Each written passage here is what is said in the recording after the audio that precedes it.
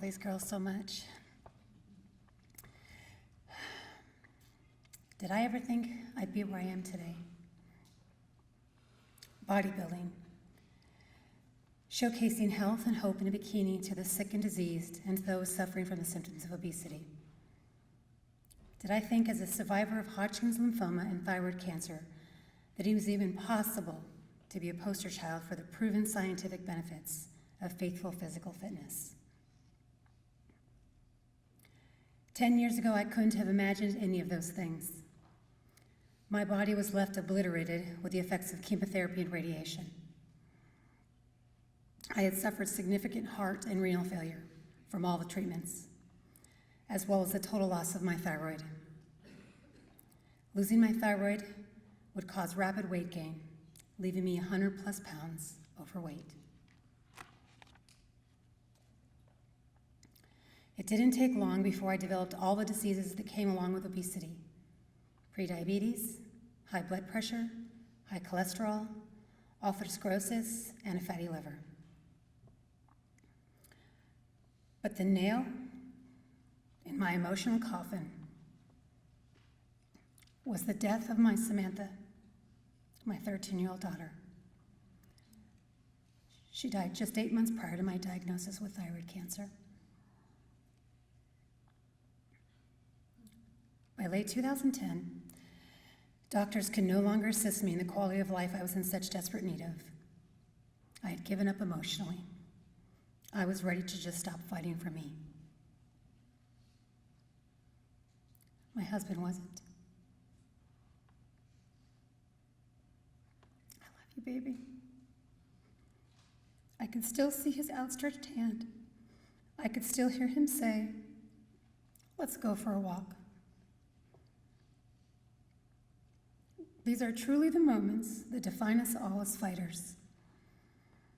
On those walks around our neighborhood with my husband, I clearly remember feeling awful and barely being able to catch my breath. I cried a lot.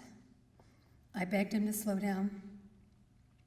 He'd just look back at me and say, "Come on, keep going, you've got this." I hated him at times. But gradually I learned to appreciate his tough love. I kept fighting day after day. I had to learn how to push past all the underlying symptoms of my pain and disease. I learned to utilize the memory of my daughter, Samantha, who was bound to a wheelchair her entire life. I would tell myself, "Shut up and walk." Days turned into months, months turned into years, and those 15-minute walks turned into 10-mile walks. Did I think those walks were even possible? Soon I attempted hiking, even though at the beginning I would stop every 15 minutes to catch my breath. But soon,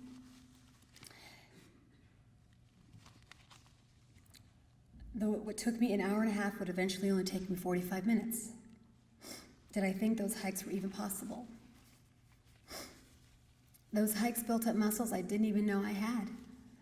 My body started to change outside and I could feel a change on the inside. I really, truly fell in love with physical fitness and never wanted to stop moving. Did I ever think I would fall in love with exercise? I had a few setbacks, including the repair of a subclavian artery that was fully blocked because of radiation damage.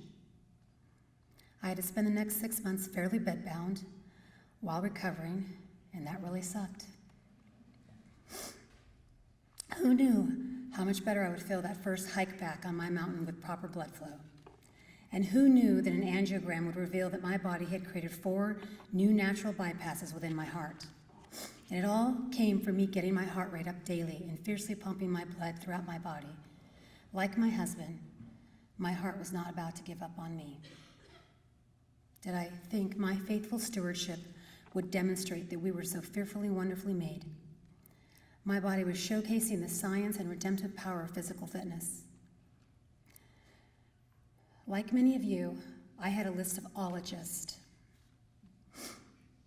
They understood the power of physical fitness and good nutrition and they soon began to share my story with their patients with the hopes of inspiring them to fight for their health with exercise. So that brings me back to, did I ever think I'd be where I am today? Did I think this would be my second act? Or that I even have a second act? Motivating tens of thousands with my story, being told in some of the most respected national magazines and on television. My doctors sharing my story with the sick, or me on stage in front of all of you. Or as a bodybuilder sharing hope in a bikini.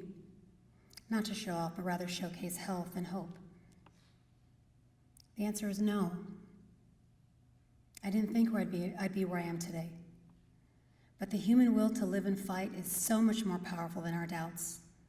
And I need you to know the answer is and should be yes. Now, I'm not going to tell you that exercise cures everything. That's absolutely ridiculous. But I will tell you with absolute confidence that it aids everyone. How can I say this with such confidence? On the days my daughter received regular physical therapy sessions in her wheelchair, she slept better. It wasn't going to make her walk, but it certainly aided in her comfort. So again, I say, exercise aids everyone. So I'm here today with a heart fully determined to fulfill my second act, to reach the sick and diseased and those suffering from the symptoms of obesity. Why? Because I was once that individual in desperate need of health hope. My life experiences have left me full of compassion for the suffering, and I'm determined to empower them to fight for their health with faithful exercise. My husband dubbed me the locomotivator because I encourage thousands all over the world to fight for their health with exercise. I'm a living, walking, not afraid of talking testimonial to the power of faithful physical exercise. As a survivor, I'm here to remind you that you are all amazing badasses. You can talk for yourselves.